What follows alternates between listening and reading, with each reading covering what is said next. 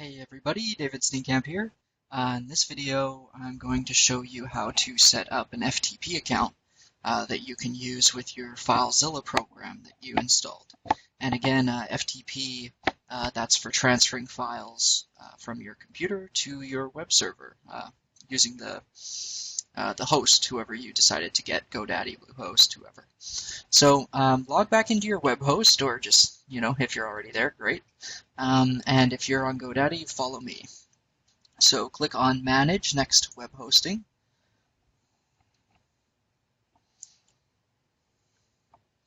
Okay, so I'm just going to click on Manage here.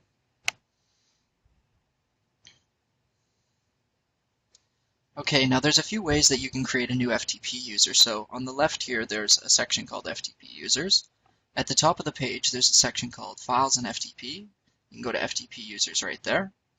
And also down at the bottom under Settings, there's an FTP Users here. So they give you lots of different ways to get there.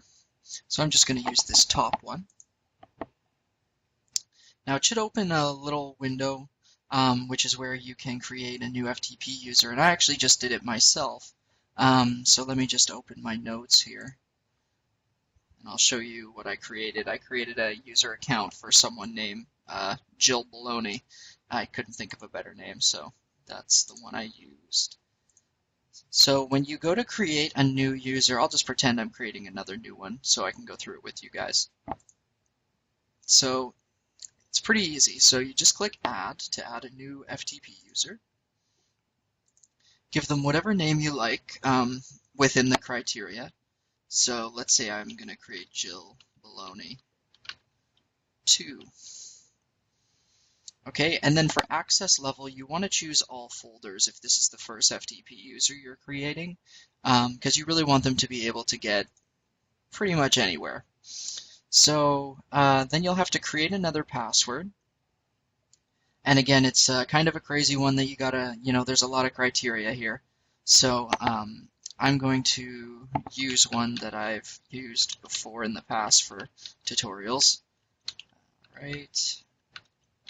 And that, and matches. And once you put in a password that satisfies all the criteria, definitely write it down or put it somewhere, because you don't want to have to try and, keep resetting your password all the time. It's a big pain in the butt, trust me.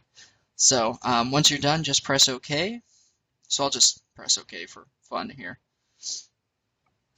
So you'll get a little processing message, and then you'll get another message here just saying that it is being created.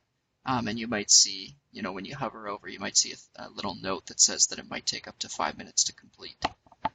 So in the meantime, open up your FileZilla program.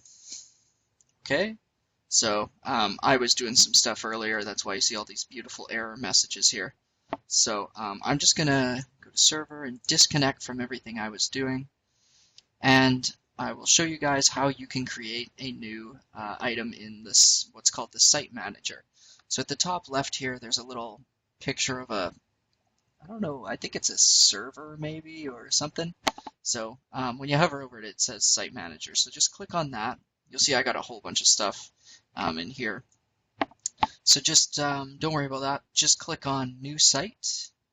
Okay, and then you'll see this is highlighted. So just start typing whatever you want to call it. I'm going to call it Totally Awesome 12. Oh, I already have one in there called Totally Awesome 12. My bad. So I'm going to, let's see. Whoops. Okay, so how about Totally Awesome 13? And press Enter. Okay, and now you do have to fill in a few things over here. So, oh yeah, the host. Okay, so you also have to get the host name, or sorry, the host name is, okay, so let me show you where you can find that. This is actually not even correct. So just give me a second here. Or I can't remember which one it is. It's either the IP address or the host name. I'm not sure how GoDaddy prefers it. So let me just go back. Okay, I think Jill Baloney 2 here is created. So I'm just going to close that out. Okay, so in your main hosting sort of landing page area, look for like a sidebar, kind of, kind of looks like this, and press Show Details, or if there's like a Show More Details, it'll probably be a tiny link. Click it just to make sure you can see everything that it's, wants to give you.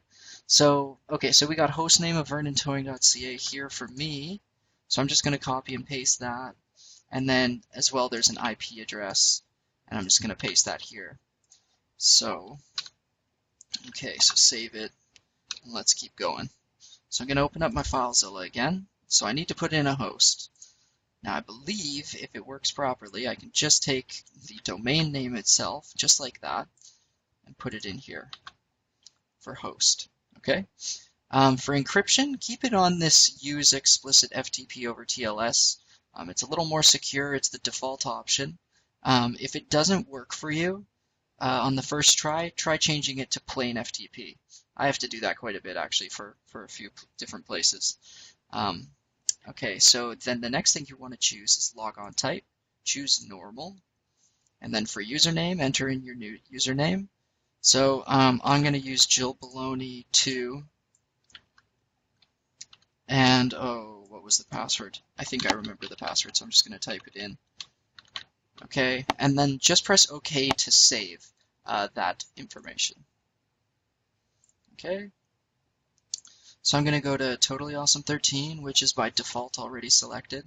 And I'm going to press connect and cross my fingers. Hope I did it right. And there we go. Okay.